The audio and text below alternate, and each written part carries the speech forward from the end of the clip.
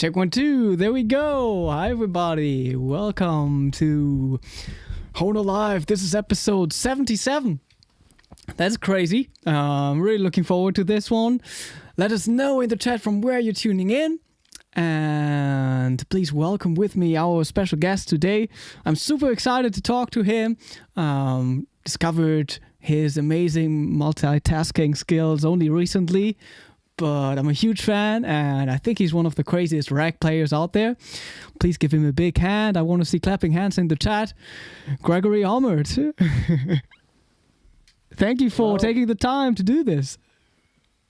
Thank you, man. It's good to be here. Still in the comfort of my own home, though. You know. Yeah. It's convenient.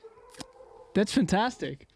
So everybody out there, make sure you can ask questions in the chat. We're gonna try to answer everything music and harmonica related.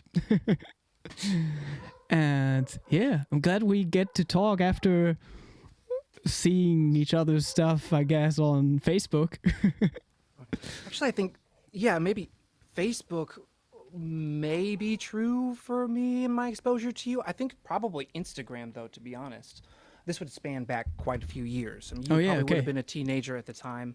I just remember seeing a lot of your development on there, which is great. I'm very, very, very. It's awesome how well it's been recorded, because you can go back and see, even from like video one, I'm like, oh, it's a little Howard Levy, to now kind of forming yourself into the beast that you are, you know. So that's fantastic. But yeah, and I've only been sharing things since August of this year, so I'm relatively new to the whole conversation game. So. Yeah, that's so crazy. You just told me that you basically started a YouTube channel to just add or just ask questions in the chat during one of these interviews. yeah, I logged on. Brandon told me that he was doing one, and I logged on. I was like, oh man, I'm so excited. I'm gonna ask some questions. And YouTube makes you start a channel in order to join the chats like this. So something that was good for me to know. But it all worked out in the end. Yeah. So Gregory's social media accounts, of course, they are linked below in the description box if you want to check out some stuff. I think YouTube is a great platform because many people do have an account. But if you are one of the people who are like, if you actually upload stuff, like most of the people don't upload on YouTube, which is quite a difference compared to Instagram and Facebook. Like everybody posts there. Yeah, well, YouTube is a far-reaching goal of mine. I'm starting small. Again, I'm only doing this for a couple of months.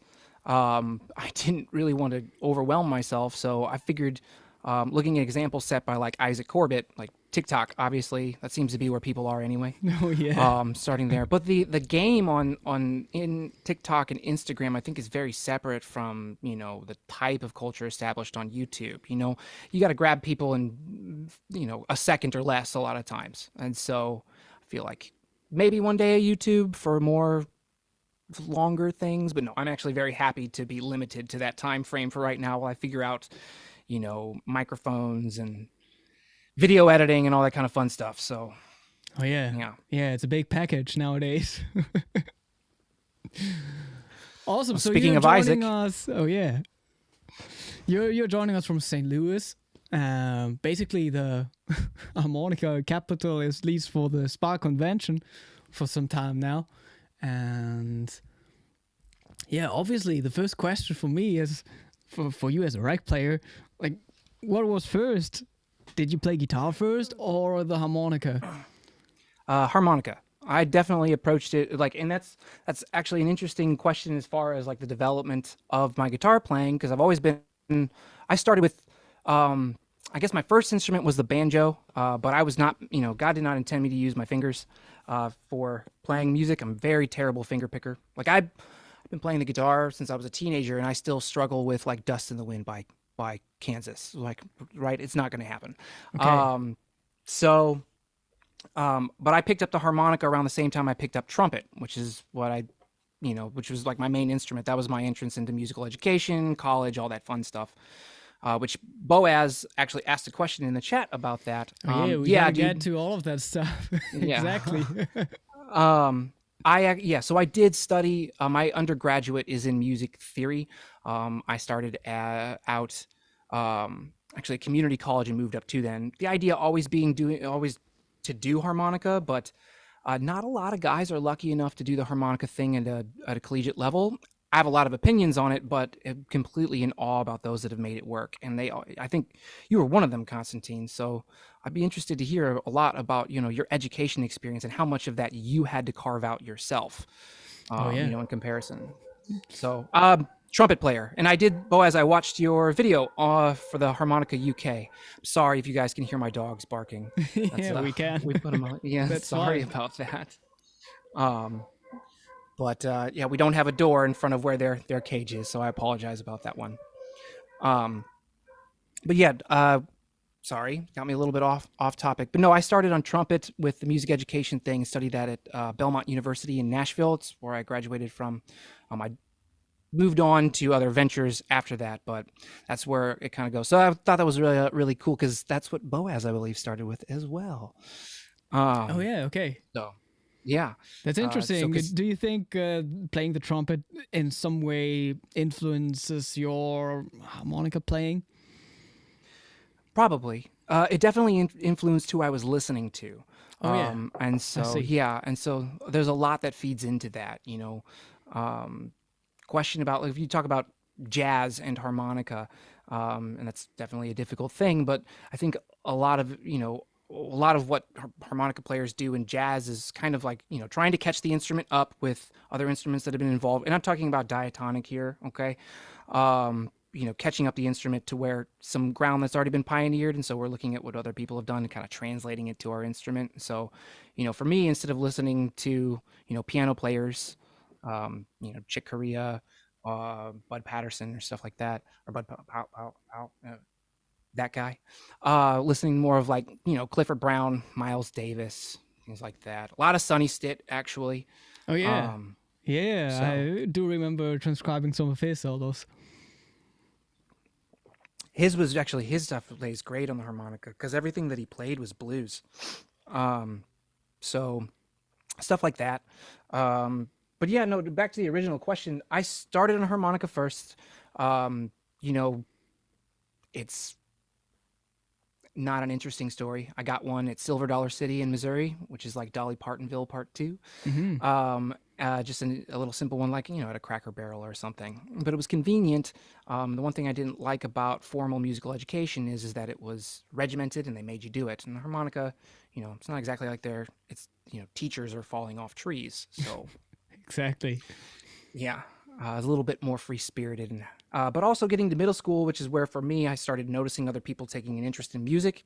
Jam sessions amongst the middle school aged boys, right, or girls or whatever. For me, it was mostly guys that were getting into playing drums and bass and guitar, and I was like, well, there are already enough. You only need one bass player and one drummer, and there are already enough guitar players. So the harmonica is what I ended up kind of focusing in on. And I had a John Gindick book. So I mean, a very, very, very common entrance Oh into the yeah. instrument. So did Yeah. you start out working on the whole thing autodidactically just with that book, or? That taught me like the good morning riff and stuff like that. It talked about bending, things like that, and so I just kind of worked my way through it. And but growing up in the '90s, like you're not exposed to a whole harmonica playing wasn't exactly the most popular thing in my peripheral at that point. That doesn't mean that the situation isn't different for someone else. But Yeah. for me, it's not like there was like one guy being played on the radio that played it well, like Blues Traveler. That was it. So, it wasn't until Spot that I understood that my peripheral was very small. But again, circling back, I picked up the guitar in high school, like I think probably to be able to join in like the high school praise and worship band, which is not something I ascribe strongly to anymore, but was definitely something that got me hooked in, a medium for social acceptance. And over time, I've found actually my harmonica playing has influenced my guitar playing more than the other way around. I feel more comfortable with the harmonica. And so like I'm not the best soloist with the guitar, but I'll find myself if I'm trying to learn something, translate it from the harmonica over to the guitar. And that seems to be a good way of sort of like bringing the mentality of the two together. Oh yeah, yeah. I feel like in general, it's like such a beautiful sound, guitar and acoustic harmonica. Such a huge fan of like all these acoustic blues duos. If you think about like Tom Ball, um, yeah, for example, definitely. Okay, there's Bruce in the chat. He says, I first saw Gregory when he toured Germany with the Delta Saints. Wow. When was that tour happening? So I spent most of my time in Europe between 2011 and 2013. I don't know, something like that. 2010 and 2012. Okay. It's all hazy now, but yeah. So I did where I worked with a blues band that spent a good chunk of time, anywhere between 3 to 4 or 5 months a year over there for a couple of years. They since have broken up and are now back together. So I think Bruce, I'm pretty sure they might be coming back to your neighborhood in the near future. I think I may have seen a Facebook post about that. They don't have a harmonica player anymore. After I left, a great player by the name of Stephen Hanner took on the job, and I think he's still kicking around Nashville, but I'm pretty sure he's no longer with them as it stands. Oh, okay. Yeah. So did you visit Hamburg back then? Do you remember which cities you traveled to? I ended up dating a girl for like 2 years that is originally from Holstein. It's really close to Freiburg. So I spent, met her in Ravensburg. And actually ended up going over there and spending like months at a time over in, bouncing back and forth between Ravensburg and Stuttgart. So a lot of like in Baden-Württemberg. And so spent a lot of time in the south, but did actually get to when we've been to Cologne, been to Hamburg, Berlin, Ravensburg. There's some other ones that they're not all going to be like right on the tip of my tongue because it's been a while. But I did actually, get to spend some time over there. Most of the time, I think a little bit closer to Lake Constance than anything else. Oh yeah, that's crazy. I mean, now everybody wants to hear you speak German. I don't remember as much as I should. Okay, I see. Yeah. So, yeah, we'll let it happen organically. How about that? So yeah, I guess I hope that answers the question about the Delta Saints thing. We're kind of moving on. That's great. So, well, what's happening right now? Are you playing with another band, or are you focusing on the rack playing and playing by yourself? Yeah, so right now, I'm on YouTube, but really, I think a little bit more focusing on the self thing.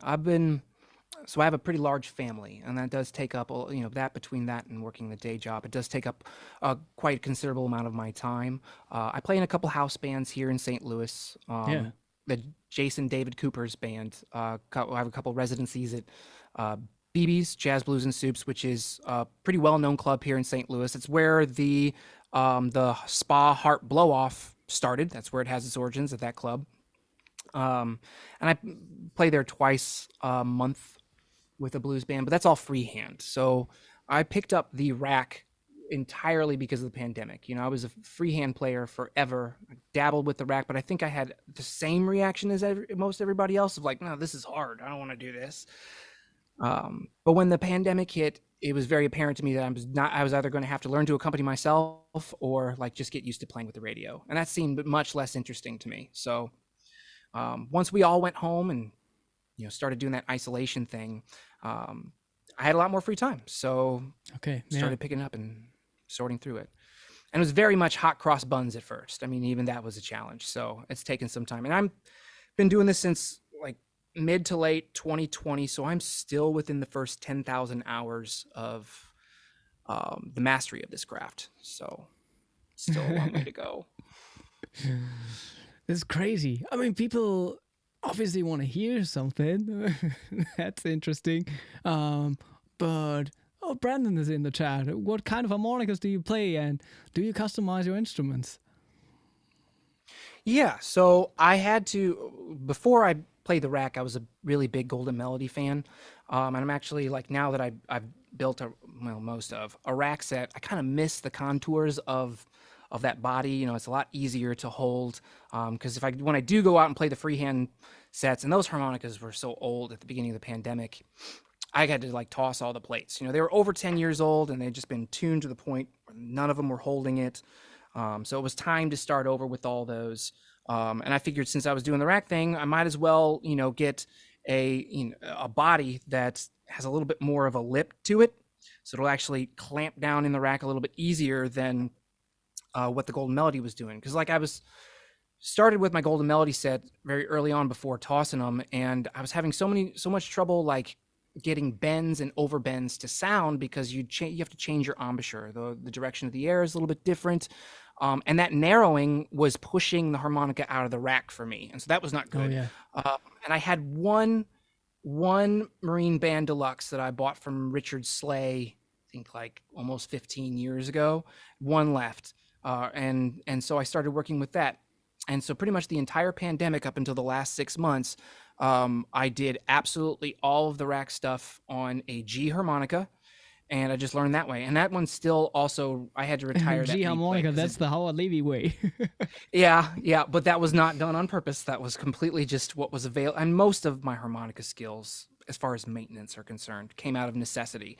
You know, that was what was available. That's what I used.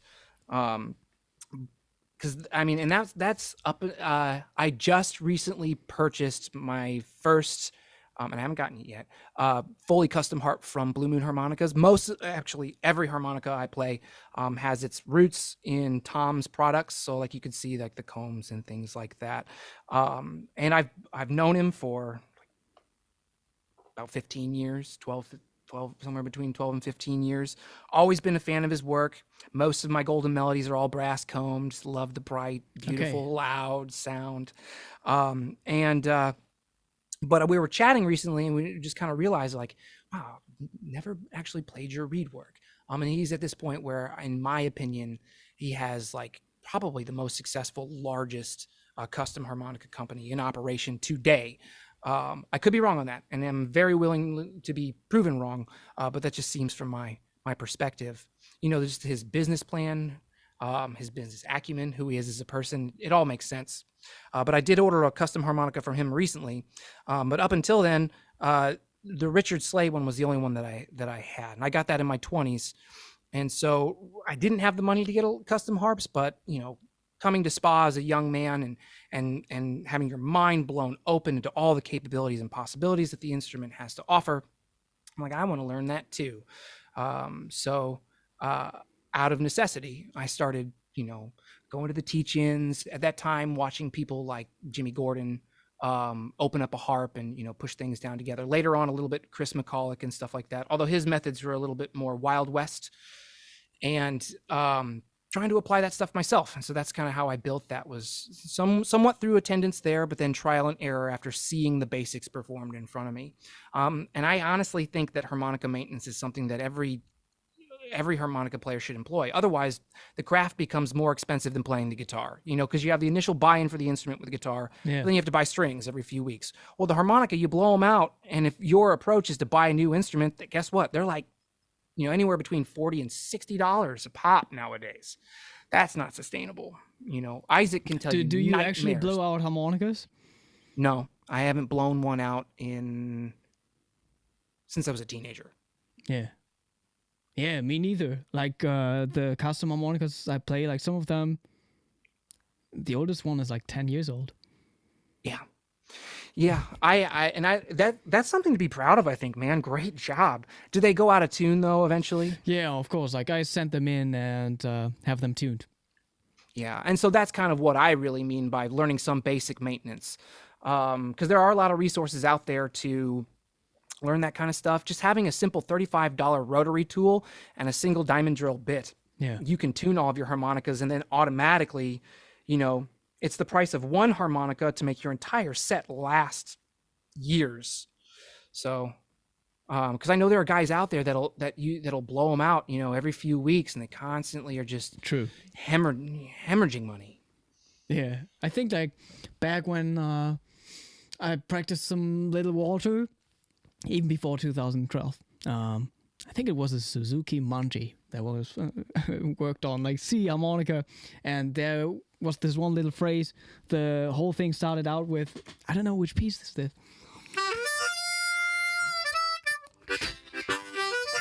So you had like that 5/4 draw, and you really went in there and even trying to bend it, and that was the only time I just like blew the reed out, like it broke. I'm getting too passionate there, man.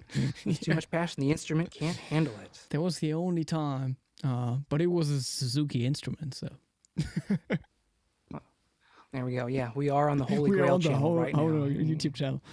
I love Isaac's question because it gets you closer to playing something for us. What rack is the best? I haven't found one yet that is comfy and doesn't move around too much.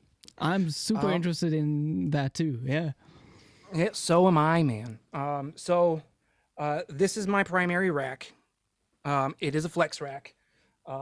I bought this probably the year that it was released, so this is a little bit older. The ones now I've noticed have a little bit of different. The hardware is a little bit different. Primarily up here too. I've noticed that the screw heads have been changed out. So I've had this one for a long time. Before then it was just a wire rack, and the flex rack is the one that I have experience with. So I cannot speak to things like the Gecko. I would defer to people like Tony Ayers or Jackson Kinchlow, who have a little bit more experience than I do with those, to kind of talk about how well it works for them. I think the magnet is an awesome concept, but I use the flex rack primarily because number one, that's what I have and have had, and number two, I do really like the rack's ability to kind of you can cater it to simulate a freehand embouchure a little bit more closely. And so, because with my rack, it's not just at the end. You can see how I've got it bent over pretty, it's sitting how you would normally do it if you were holding, right? Because we play with the instrument kind of angled. Yeah, we play with the instrument angled somewhat down. For me, that helps facilitate in the overbending. Interesting. Kind of naturally. Yeah. Not radically, but just slightly. I definitely don't play. Like the tendency is to tilt the harmonica up a little for the overbends in your case? And so, yes, in many. Okay. Yeah. And that just has to do with getting the instrument inside the mouth, so you can point the air where you want it to. So the flex rack is what I primarily use. And I hope Hohner will forgive me. I don't think it's a perfect product, but not because of its capabilities. Sitting at home using it, stunning. But every time I've taken this thing outside of my house, one of the parts has fallen off of it. Almost every single time. And it costs as much as a new one to get replacement parts, or at least it did the last time I checked in there. So I do believe that they did take it off of the market for a little while to kind of address that issue. Because I called once about parts. I called the Tennessee office, and they were like, well, we can send you some parts, but we're not currently selling them. This was years ago. And I have a new one. I haven't played it yet, but I have a new one for some other things that I'm working on, trying to get better amplified isolation with with a harmonica. And so I wanted a rack to kind of experiment with. But yeah, so I do know that they've addressed the issue, and mine is a little bit older school. So I'm usually pretty nervous when I take it out of the house. It only either it comes out of the backpack onto my neck, back into the backpack, nowhere else. Yeah. So that's where I sit with that. Okay. I like Bruce's question, favorite embouchure. That's interesting, playing in a rack. Yeah. So early on in rack investigation, right, I did try to talk to as many people that I knew were doing it. And one guy that still stands out to me, and I love his playing. I literally could watch Deke just play for hours, and I'm so glad that he started doing lives when the pandemic hit, because that was just like fill my day. Would be Deke Harp, and he's a tongue blocker. He's from James Cotton's school Yeah. of thought, and what he told me is just like, man, the horizontal motion is going to kill you. You got to start doing tongue blocking and switching on each side. Now I don't a lot unless it's like a jump that I just can't pull off otherwise.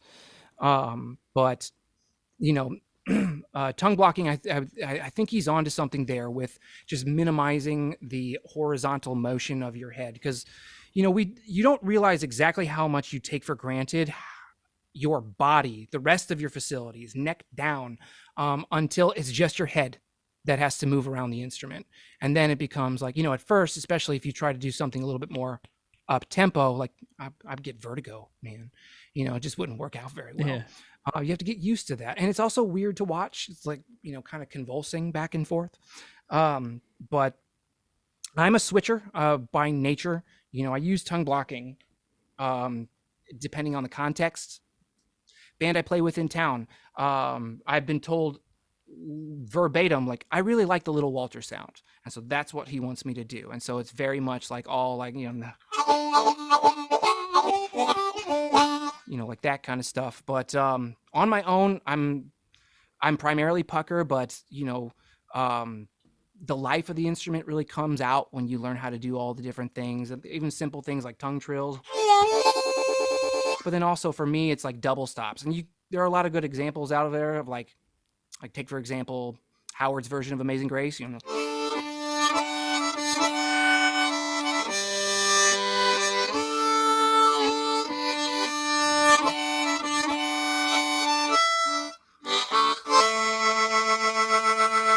That kind of stuff. Yeah. Like, so that's where that, and so I use a lot of that in solo playing, not with bands, because being the harmonica player on stage, you're the first person to get your notes stolen from you. I've found that to be true my entire life. So, but primarily a pucker player. Pucker, lip pursing, whatever name offends you the least. So, and for me, it's because I learned how to overbend. I learned a lot of the advanced stuff with the pucker embouchure, and like, I'm a horrible overbender when it comes to tongue blocking. I don't even. Oh yeah. Yep. No, not gonna happen, sir. That's a I lot. only know about like Dennis Grunling.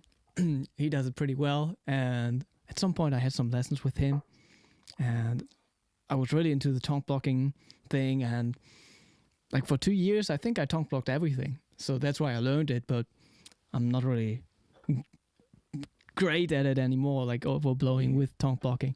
But it's nice to have the flexibility. Yeah.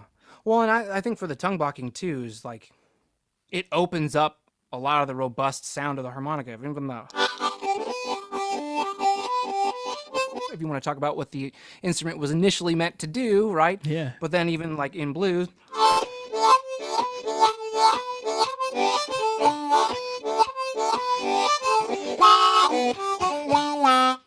like that's most of the body of that sound actually comes from the other notes that are sounding in between, the individual ones, that whole vamp thing. So, can you give us an example of how you move around the instrument while wearing the rack? Sure. Because like, if I think about me, it's just like a combination of so many things. Like, I do move my head, I do move the harmonica, I do like this kind of movement too, and use my lower jaw to move around, and like the rack would be kind of a restriction. So I'm interested.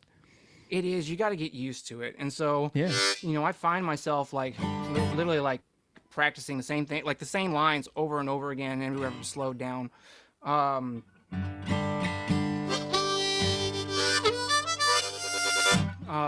So something like a lot of head movement.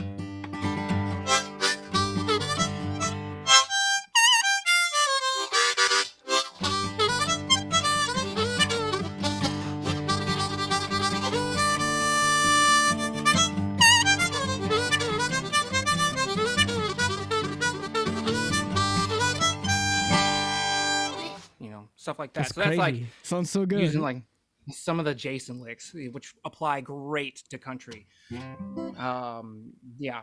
Like Jason stuff lays over country insanely well. I'll bet.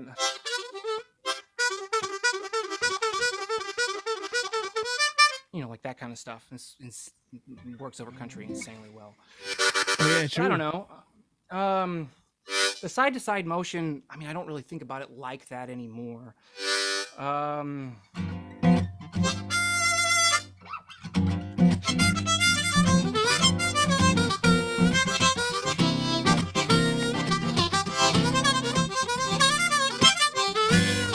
Stuff like that. And that takes a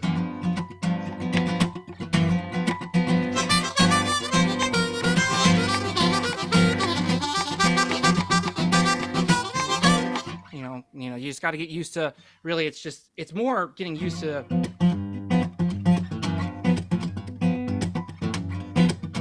like keeping that going and translating what you're used to doing on the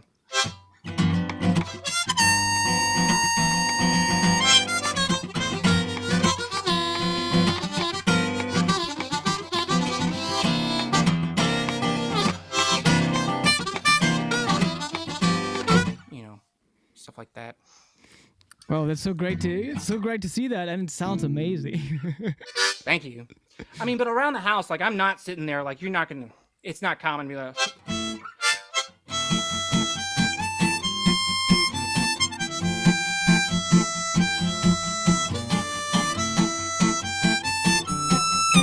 I'm not cooking at 360 all the time, man. I mean, just playing stuff like that, it's more like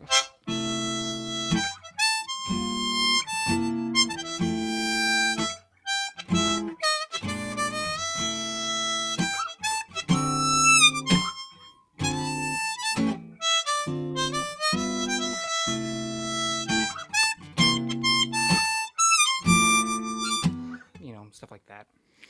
And do you sometimes miss using your hands and hand effects?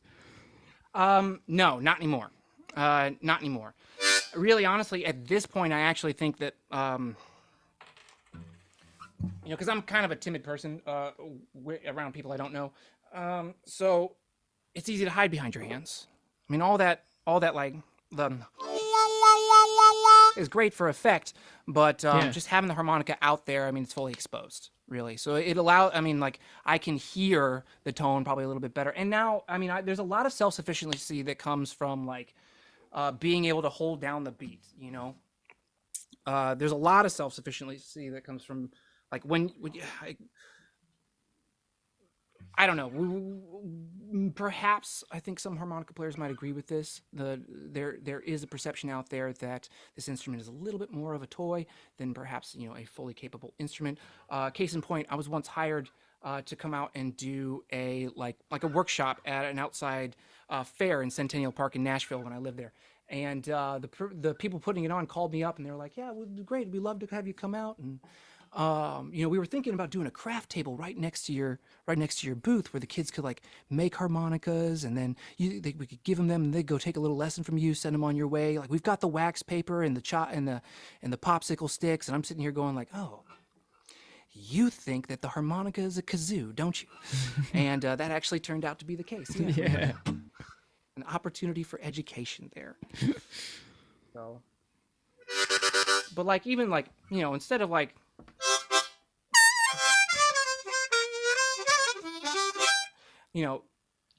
when you're like,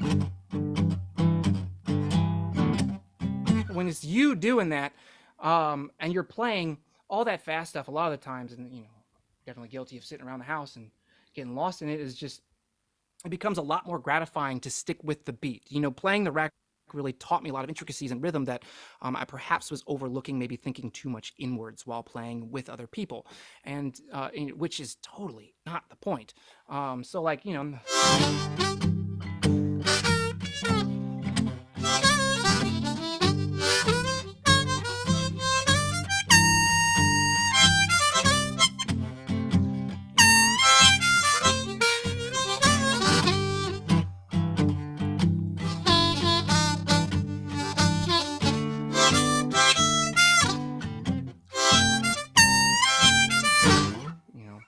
it just becomes a lot more fun to kind of like groove with it. My sixth blow is sticking a little bit.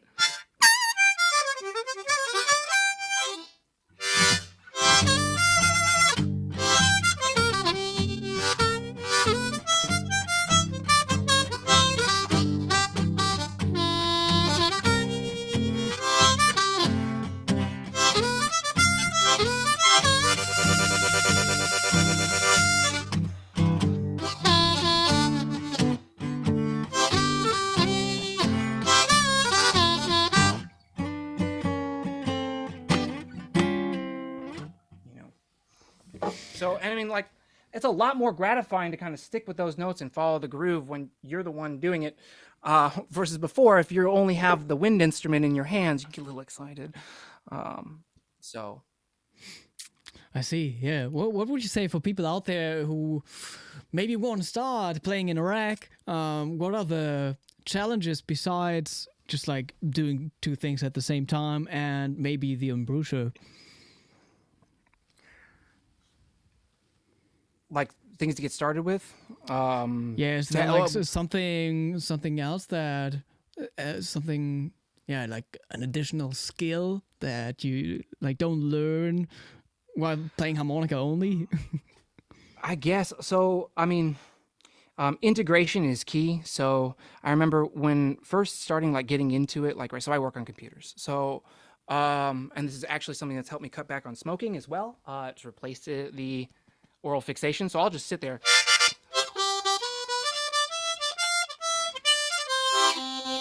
Like while I'm coding, just wear this thing and just get used to, just get used to like just the facility of having it in your face. I still don't like talking with this thing because I'm constantly, it feels weird to try and talk while wearing, that's why I keep taking it off. But yeah, that's true. I definitely, so like my process of translation definitely comes down to learning them separately and then trying to piece them together. And I'm hoping that won't always be the case, as I'm learning a new song or a new post or things like that. Right. I make an audio recording with the voice memos app on my phone of the chords, and then I'll play freehand over it until I find something that I like. And then I'll just start trying to piece that back together. And that's where the integration of some of the more advanced overbending techniques kind of starts coming into play, is because I haven't had to think about it too hard while I'm coming up with it. So I can be a little bit more concerted. I also really like to start with a melody. I'm definitely guilty of just watching like shred video after shred video after shred video online. But I never wanted to do that myself. I didn't think I had that to offer. And so, usually sitting down and learning a song, I always make sure that I learn the melody first. I mean, the melody absolutely first, because that should point where you go with it for everywhere else to begin with. So melody's the most important thing. I think you kind of answered the question partly. Bruce asked, with a large family and dog horsey, what is your practice regimen and how the heck do you do it? Have you another occupation? So I'm a software engineer by day, and I have 4 kids. And we have 2 dogs and 2 cats. So we're a pretty full house here. I get minutes here and there to practice, but usually when I take time to myself during daylight hours, I'm like taking it away from my partner in crime, right? So it doesn't always kind of fall that way. Really, I have to wait until everybody goes to bed. And the dogs stop barking before I can do that. So I'm definitely guilty of pulling all-nighters when I shouldn't, staying up and just like chasing ghosts, trying to figure out kind of how to do stuff. But yeah, it's pretty much one night a week. I'll sit down and, usually by that time I'll have had an idea in my head of what I want to try and do. And I'll take that time, that all night, however long it takes. Like to do the minor swing video I put out there, that was like 13 hours of just playing that over and over and over and over and over and over and over again until I could play it. And then actually catch a take. And then that's how I do it. I sit down, and sometimes it doesn't work. Like I've had several things where the arrangement doesn't just come together. It's not wasted time because again, I'm still practicing, the rack, but sometimes like I'll miss a week because what I chose, the limited time I chose to have, I spent it on something that I just didn't feel was, Okay, I want yeah. to share this. So it's definitely not. I don't have as much time as like. Oh, sorry. I don't have as much time as I would love, but I'm spending all of my time with the things that I love most. So I really can hardly complain. Awesome. So, how did you make these like technical but also stylistic transitions? Like maybe starting out with like basic folk songs. I don't know. Yeah. Getting into blues, getting into jazz. Like, what made you? Yeah, what got you inspired? Um, Inspired with different genres, I would say. So we talked a little bit about my geolocation. I was very blessed to grow up in a town that has a kind of a one of a kind musical community. We don't have a lot of industry here, but that's perfectly fine because the community more than makes up for it. I remember um, uh, meeting a guitar player when I was like 15 or 16 or something like that in a guitar center. And he's like, well, you got to come play with me. And he took me downtown to Broadway Oyster Bar. And that same night, Eric McSpadden's on a set break up at BB's, goes down to the White Castle and hears me playing. He brings me in front of him. He comes in and he's just watching me and he's just like, you got to come with me. So he just stole me from that and took me down the street. And so I'd play with his blues. I go from a guy playing a bunch of Keller Williams covers to an entire blues band. Come back the next night to see like the Monday Night Sessions band, which is playing big band jazz. I've seen people like Maynard Ferguson start their tour there at a tiny little club in St. Louis. And so just being exposed to that community, and I could name, and we also have an incredible harmonica community here. I mean, Jesus Christ. The Gateway Harmonica Club, as you mentioned, has a lot of the spa conventions, and they're 100% the reason behind those conventions being hosted here. All of the work, the volunteer time, and the work that they put into tying those pieces together is really why it keeps coming back to my backyard every year, and I'm extremely thankful for that. But then we also have insane players here, people like Eric McSpadden, Rodrigo Reese, Sandy Weltman. That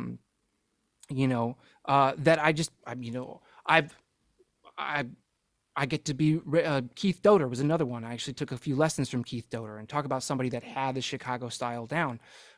He would have given Dennis a run for his money if he were still with us. And so, just being around a wealth of knowledge and exposure, but also having kind of that same instrument safety net. You have people to talk to that play your instrument.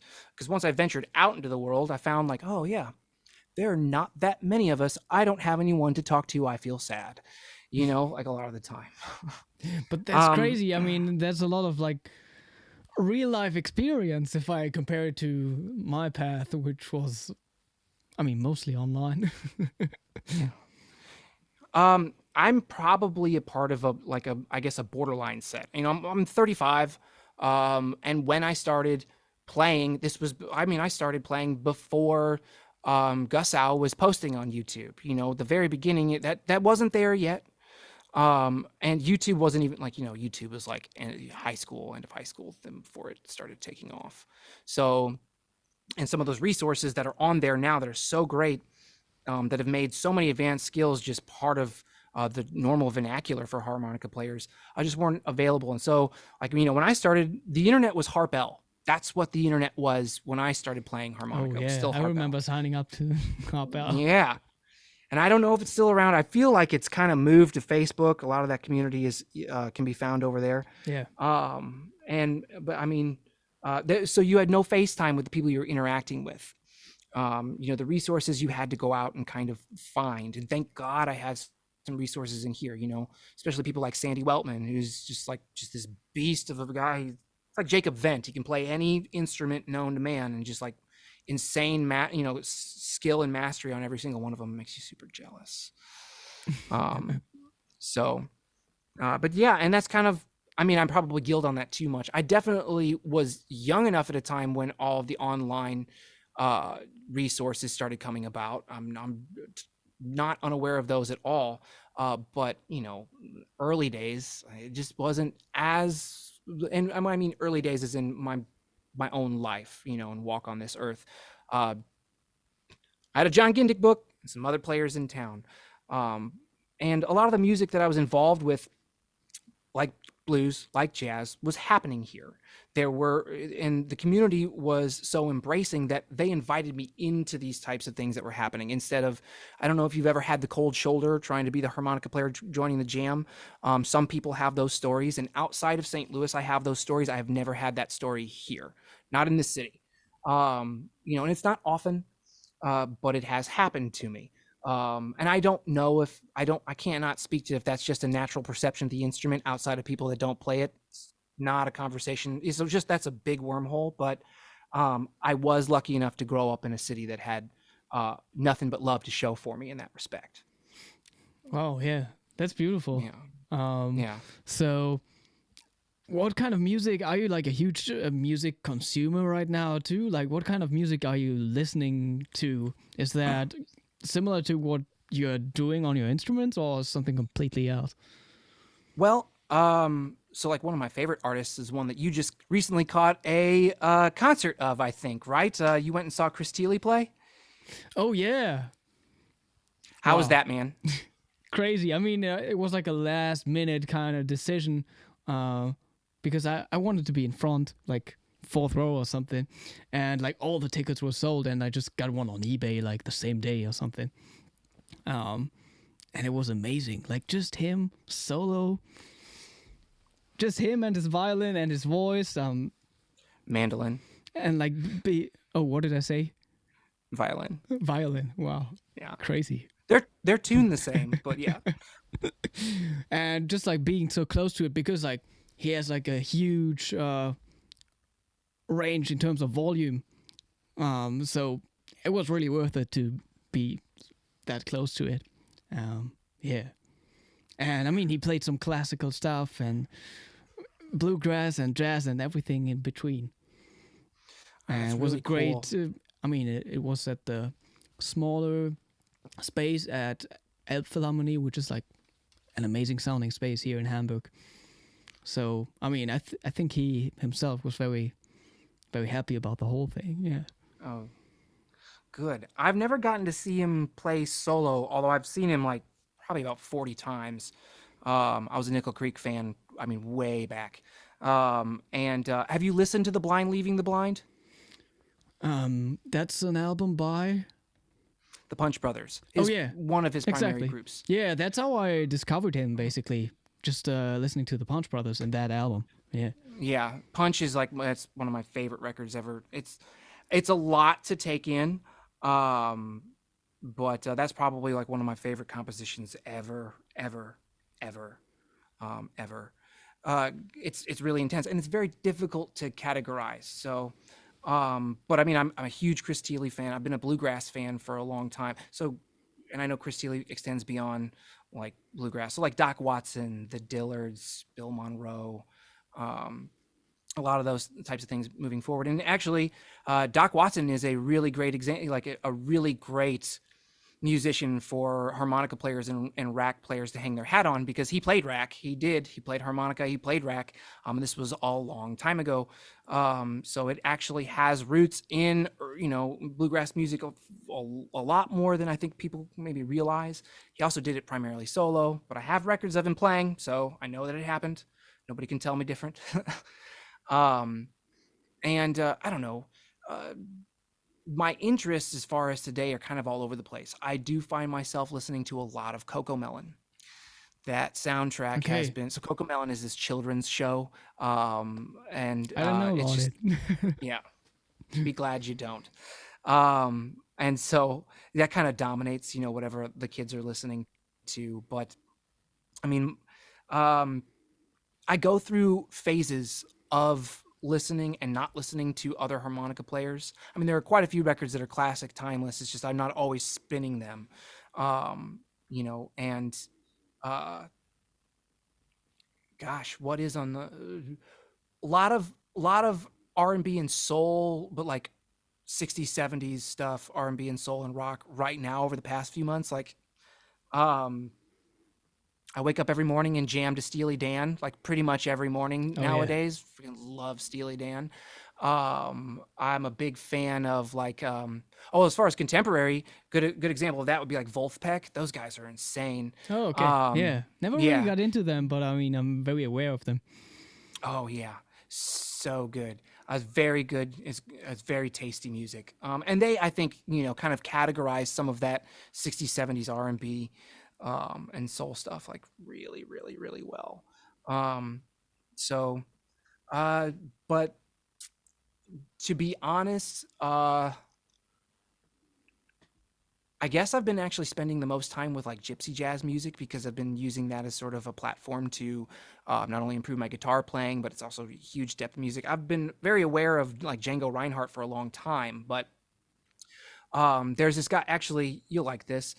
When I started really, I was already into gypsy music, but when the pandemic hit and I was like, I need to get better at rhythm guitar, I found this guy from Hamburg, Sven Jumbeck, on YouTube, and he plays rhythm guitar for this guy named Jasko Stefan, who is a gypsy jazz guitarist, and they base out of Hamburg. Oh yeah, Joshua Stefan. Yeah, thank you. Exactly. He's like I played with him, and he's like, I mean, he's also like basically from my hometown, like very close. But I mean, he plays all over the world. I saw a post on Facebook like he plays with Tommy Emmanuel tonight. Oh, that'd be great to watch. Their videos together are Yeah. insane. Like that If I Had You one is like my favorite. It's so tasteful. But his rhythm guitar player Sven was actually like, and I watch so much of Sven Jumbeck stuff because he breaks down the chord shapes that he's using, his rhythm playing. Like him and Nusha Rosenberg are just insane. There's not enough content out there highlighting their stuff. Like I think it's a little, rhythm guitar is like the unsung hero of so many genres. Gypsy jazz definitely being one of them. Now my La Pompe is like pretty horrendous. So you have a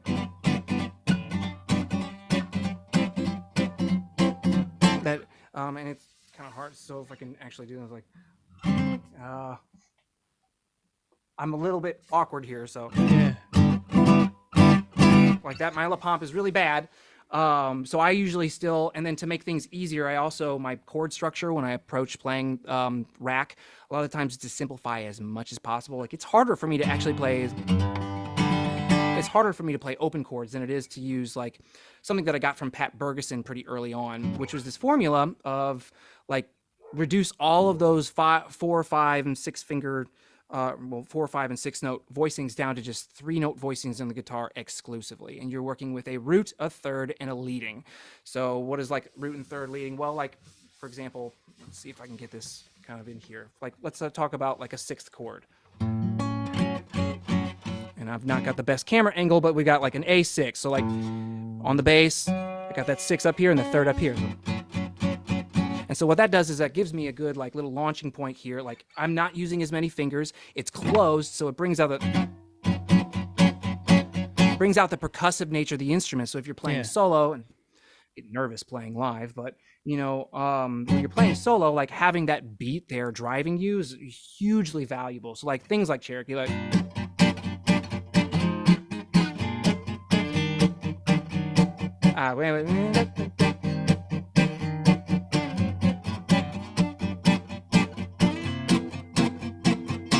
and that's where, so I do like a pseudo La Pompe. It's kind of built into that. I just really gild on accenting beats 2 and 4 of a measure. So like, like that. And so the upstrokes, if you're, close enough proximity to the instrument, will kind of fill in the gaps for you. But really, I extrapolate that to almost everything I do. Funk playing, like that kind of stuff. It's still all 3-finger note voicings. And I mean, which is actually something that I've wondered, because I do get some questions from people on like, how am I approaching like guitar voicings to make things easier?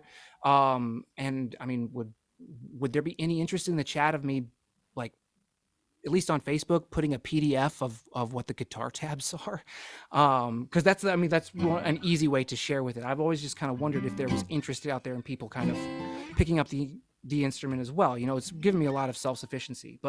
I don't really use inversions a lot. Usually it's all root chords, using like, so you have like, major 7, dominant 7, 6, right? Let's talk about like minor major 7, minor 6. That's also a dim, right? And that's just with your string 6, and then you go to string 5 as being your root. Talk major 7, dominant 7, 6. Let's do the minor 7, or minor major 7, minor 6. Those types of things. And it's really through all of those you're able to fill in like everything you need. Like Oh yeah.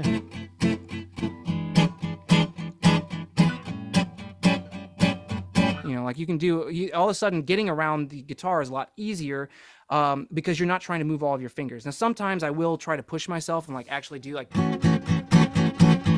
gypsy voicings, because they're freaking cool. Like.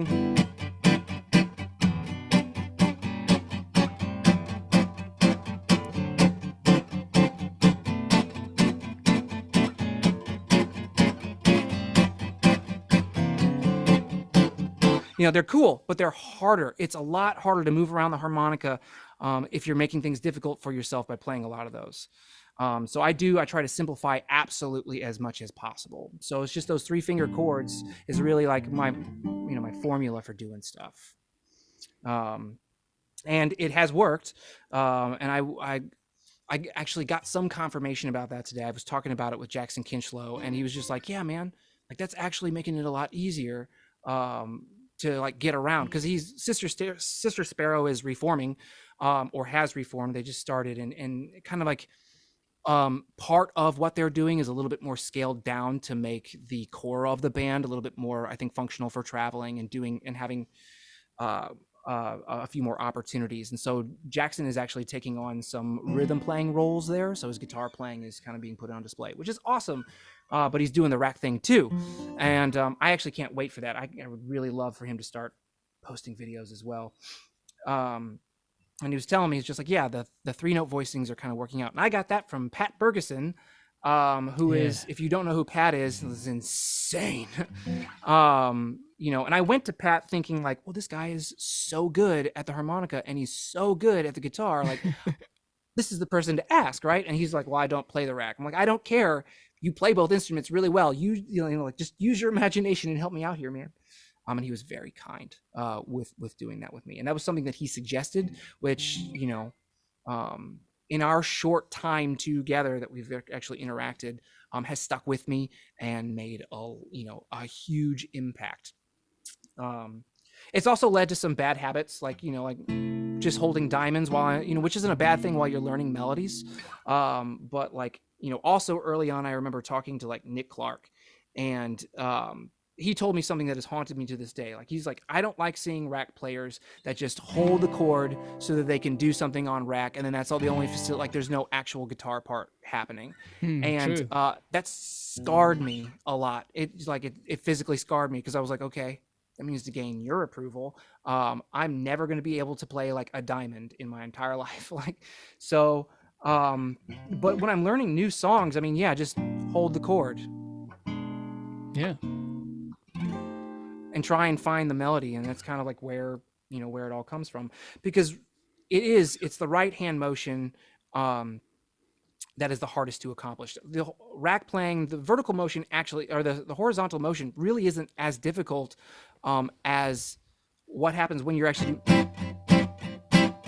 first off, having those accented notes, but then secondarily, that's an arm motion, right? So the shoulder is involved. That's invasive on the rack. And so that's what learning to compensate for those types of things is really the biggest challenge. So I actually, in contrast to the Nick Clark story, I actually do endorse just hold the chord and figure out where the notes are.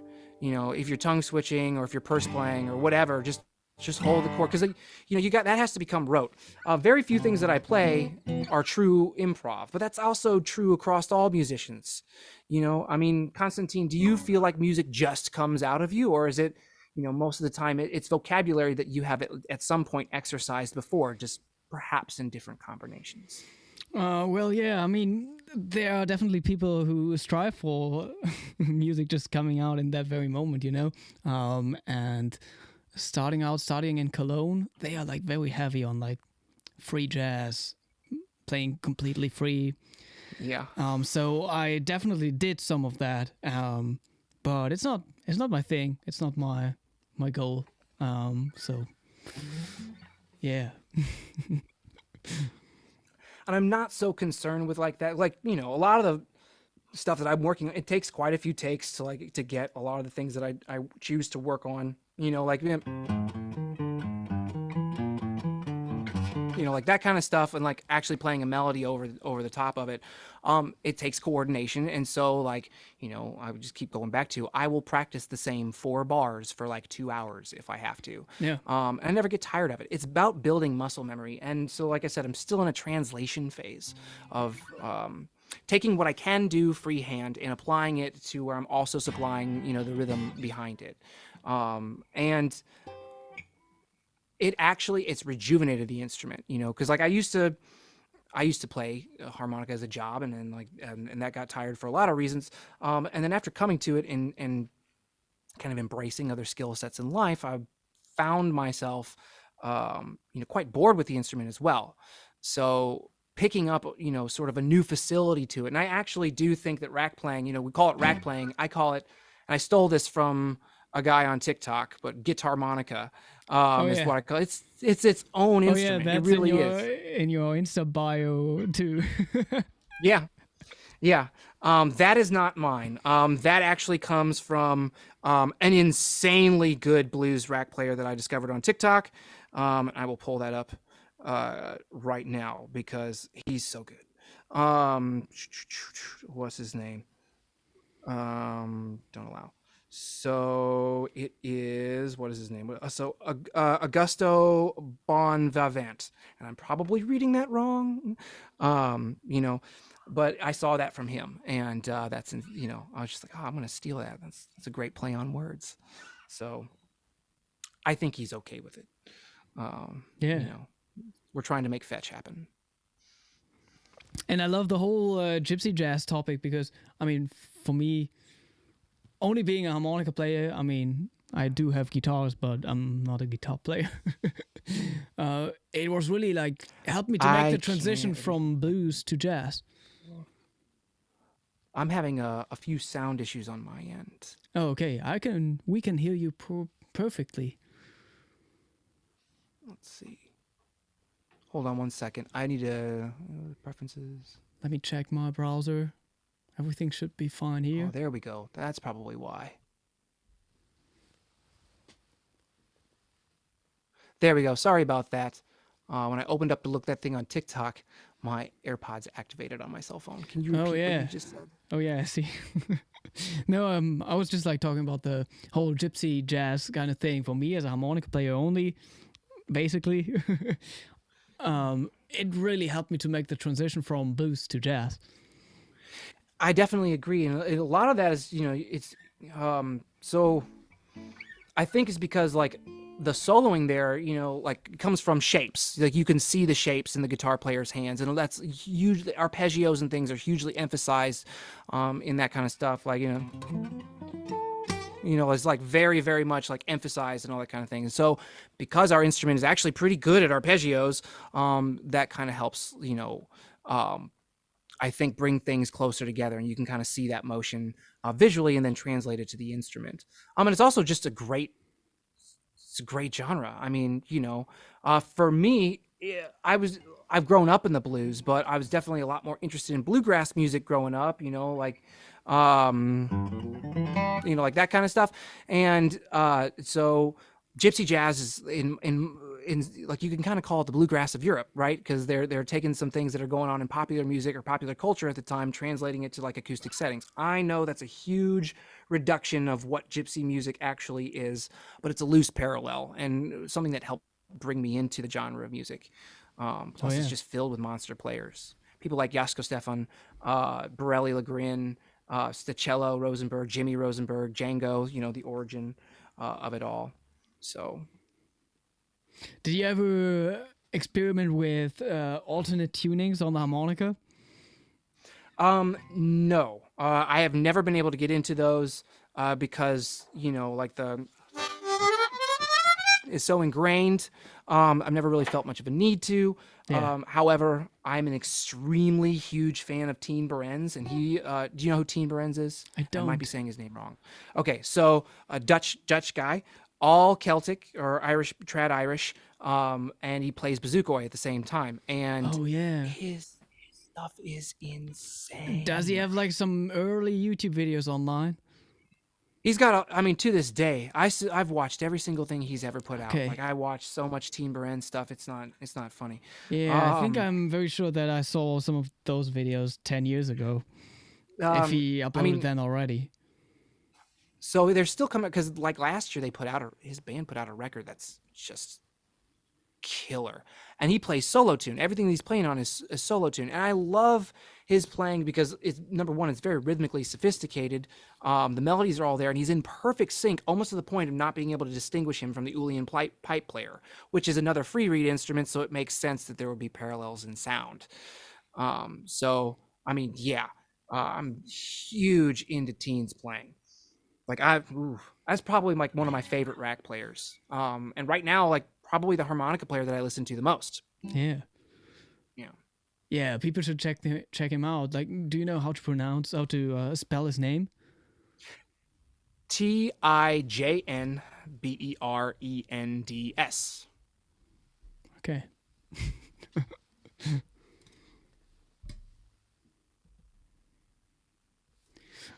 Oh, there's a question by Crazy Machines just about harmonica in general. Hi there. I have a Hohner Silver Star key of C, and I'm facing an issue of little roughness on metallic plate. And what can I do to smooth the surface? Like the surface of the cover plate? I'm not sure Here, if he's let me referring to scroll that. down to that and actually read that. We've got Andre Coelho, like we've got Andre on the chat, so he might actually be able to answer that very well because I know that he's he's very good with working on harps. So like, Oh, yeah, I he's have referring Homer to the Silver Star key. Silver Star, to the cover plates. Are they rough, Um, the Silver Star cover plates? I don't know So about that one. well, if it's a Interesting. nickel-plated cover plate, it may not respond to polishing very well. But I would start with anywhere from, you know, like 800 all the way up to like 1500. You know, just go through some grains of sandpaper. Make sure you're running it under water while you sand and then dry thoroughly. It is metal; it will rust if you keep it consistently wet. But polishing, I would just polish the cover plates. You know, in fact, like, and this is something I got from Tom, is like I actually polished the rails of the harmonic because I play tin sandwich style harps, so I Oh will yeah. polish the rails when I'm done, just to give it that smoothness to kind of take away some of that. And I don't have any problems with my current covers on my marine bands, but there are pinch points naturally built into like the marine band stuff. I'm not familiar with the Silver Star model, so I'm sorry, I can't picture it in my mind. I don't know if it's a tin sandwich style, but if you're dealing with something like the marine band thing where you'll see at the edge of the cover plate, like there's this little hole in between the two side, like the two lips, that can be a pinch point, and that can also be jagged, and that actually can be a source of where, you know, the cover plate gets caught on the ridge. So I would suggest polishing, just some fine grain, you know, go through the grains, go through a couple different ones, and just really polish that in there together. Like I said, with it being nickel plated, may not be the best approach. Yeah, I remember starting out on a herring harmonica. I'm not sure about the model anymore. Vintage, herring vintage. And I mean, these are pretty rough cover plates compared to everything else. But I just liked how they look at that time. Oh, those brass covers, man, I had some at one point. I loved the vintage 23s, Yeah. 1923s. I Those think things it are also had insane. like thicker reed plates. I think so. Is that so? So it was a little louder. Probably. There you go.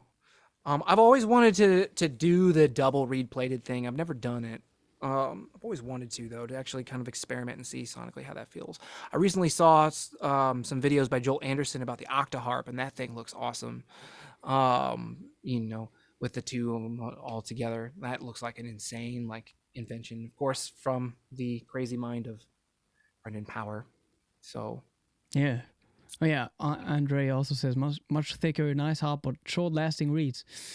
Maybe. Yeah. At some point, I tuned my Herring Vintage to power bander tuning, and I destroyed the upper octave. It happens. Hopefully that's why they're supposed to be so affordable. So looking through some of the chat, because I'm seeing the search bar thing shrink, and I just want to make sure that I'm getting a lot of these questions here. So yeah, we talked about what kind of harps I play. By the way, I mean, this is a shameless plug, but I would suggest, for all of your customizing needs, to be looking at Blue Moon harmonicas. Most of the combs I have here are going to be like the solid surface with the kind of the speckled stuff, but just some of the alterations that he does, like that little brace. Now I do all my own reed work, but a lot of the chassis is stuff that like I will take inspiration from Tom on that, or I'll have him do it. And like, that little brace is awesome for, especially if you play a rack, because it's not going to crunch down.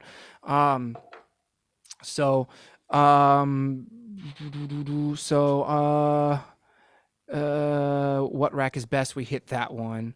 We talked about Andre. I actually do consider the piecing the parts together is obviously the most difficult. And that's because like that's where you're starting to deal with, possibly conflicting. That's when I have to start using my right hand on rote.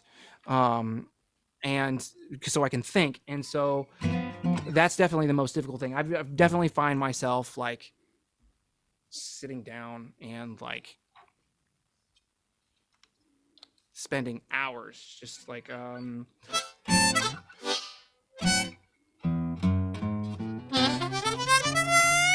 stuff like that, like just trying to get like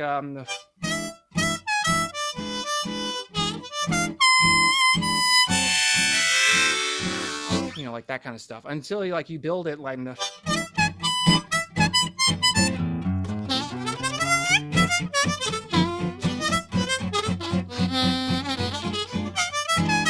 until it's just up to speed. It's just, It takes forever. So I would definitely consider that to be a lot more difficult. And then the way I get around that is just like exercises at home. Like,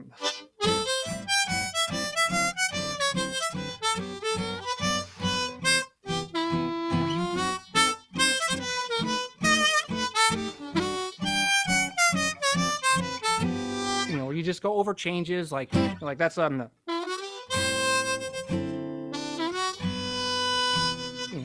but start actually kind of breaking down those arpeggios. And you have to sit down there and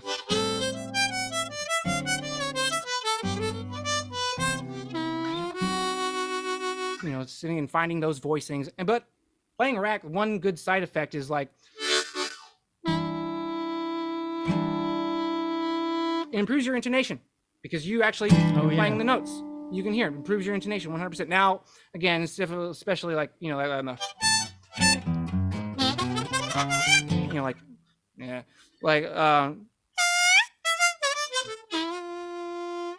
some bends are harder to get than others.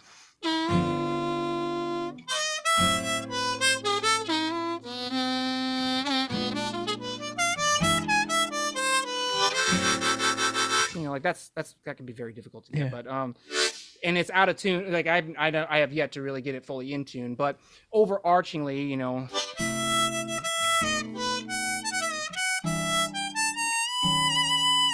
it definitely does bring a lot of the intonation a lot more locked in when you are the source of the note.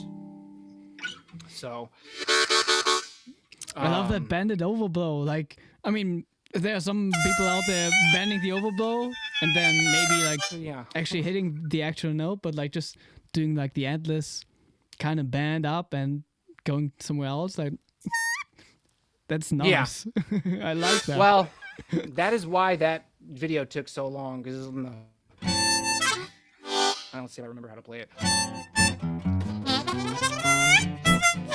Getting that. Yeah. Which key harmonica is that? I got a G. Oh, okay. Yeah. Yep. Such a nice sound. I love it.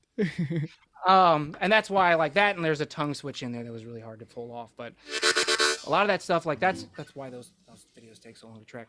But and I use that as like I saw that technique first done by Jason Ritchie a long time ago. I had the pleasure of going to see him at BB's and then getting to talk to him sheepishly after after the show or on a set break and stuff like that. And when we approached, he was talking about his harmonicas, and I remember actually getting very shortly able to play them.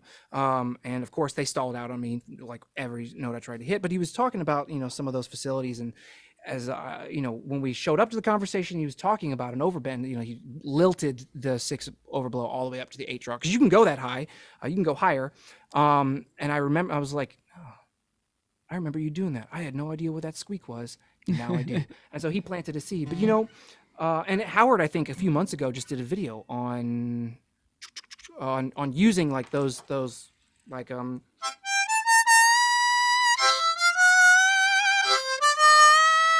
Yeah. That kind of stuff. And so like so the answers are out there. But I with the run like that, so like the beginning of that video, let's see if I can grab it. Starts with like it's a third position minor pentatonic into an arpeggio. And so rather than trying to fill out that harmonic, like that whole chromatic scale, made a lot more sense for me to just be like, I'm just gonna bend this one up here, and as long as you hit it in time, like it's fine. Yeah. How's the sound out there? Sounds really good here. Okay. Yeah. I love the German comment by Alan. This stream is not about the Beatles harmonica, no. But you should... Yeah. She's definitely inspired, which is good. So, but short lasting. Was geht es? Oh, you do understand, yeah. Yeah. So the Beatles harmonica. Yeah. I think she's just like referring to that signature Beatles harmonica that Hohner put out. I want to play that. Is it any different from? And I am curious as to where the parallel came from. Is it just because of "Love Me Do," or is that? Oh is yeah, that, possibly. Mixed under so Howard. Yep, sounds great. Cool. Okay. Okay. Bruce, That's not the funny. sound is great. You've been working on it since Monday. Yeah, that's true. But yeah. Hi, Bruce. I remember that, man.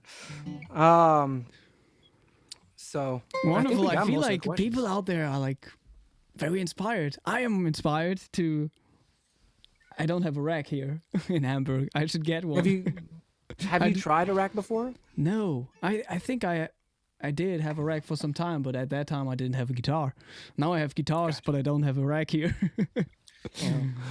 Well, so I'm gonna try to do some stuff. are you familiar with Marcin? And I can't pronounce his last name. Dyjak. He's got a Yeah. lot of great videos. So it's like people like him and Howard and like Jason Rosenblatt and Sam Friedman and all these guys. Like, I found it very inspiring watching them play the piano and either holding the harmonica or in some cases I think Marcin has a video yeah. or two where he's Yeah, wearing a that's rack what I and doing did a that. little bit, just like the Howard style thing, playing harmonica with your left hand and Yeah, a right hand harmonica piano other way around. Yeah. that stuff is so intense, and because that's so intense. But it's also like I'm kind of jealous of that because they do have at least one hand to help facilitate the movement of the instrument around, whereas like I'm constantly flubbing notes, and people say a lot of things like about like my accuracy and stuff like that, and that's some of that is just what I choose to share.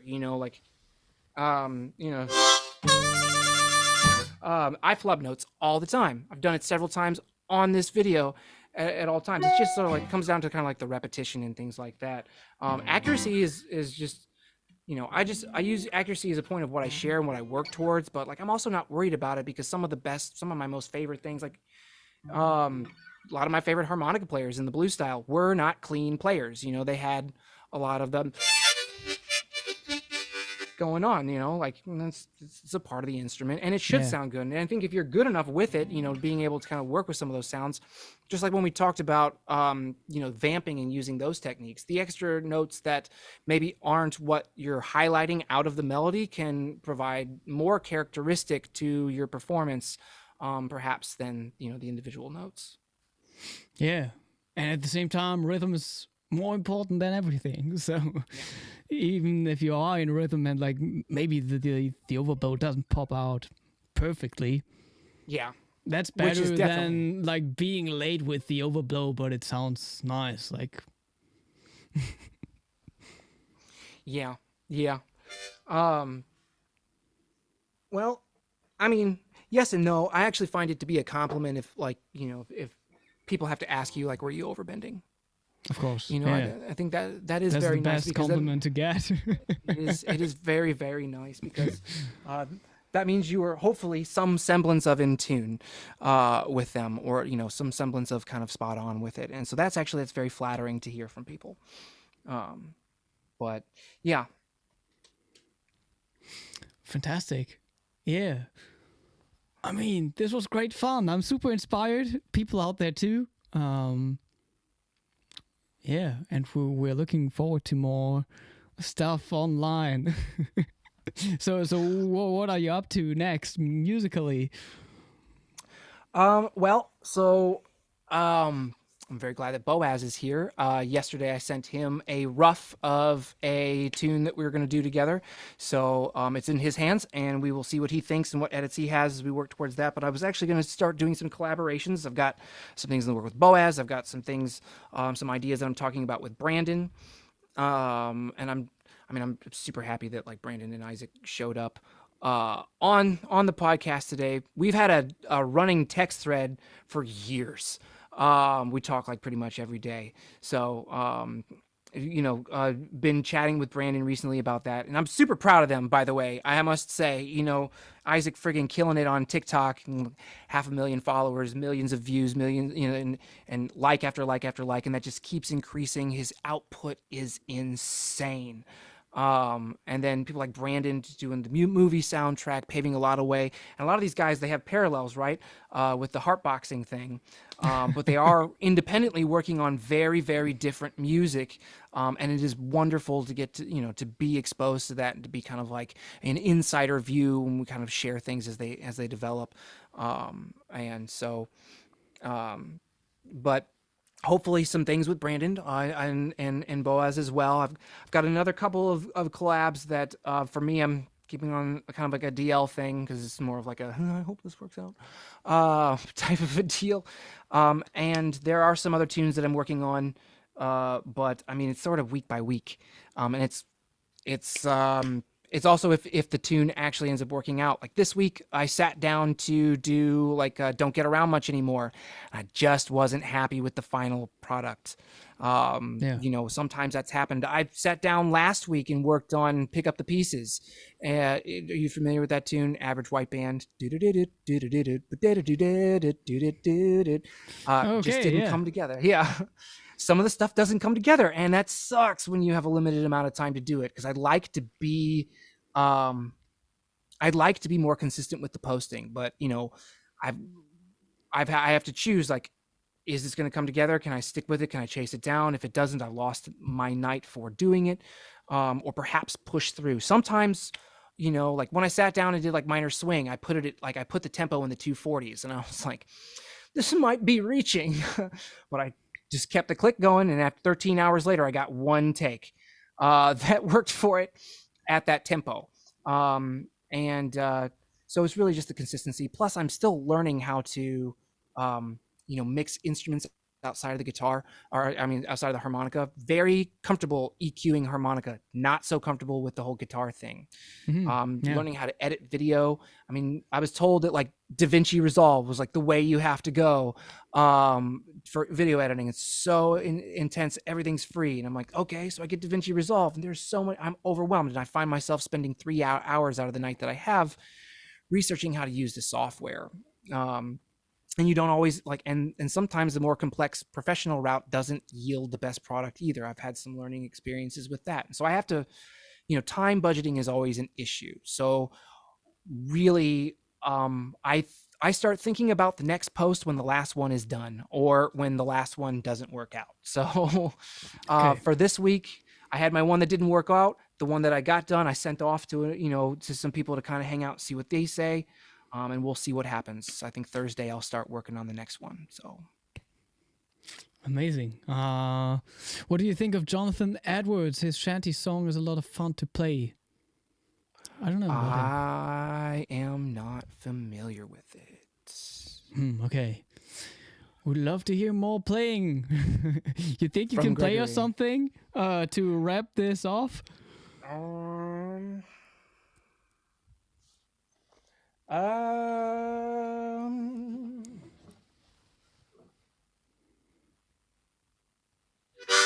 mean, there's maybe.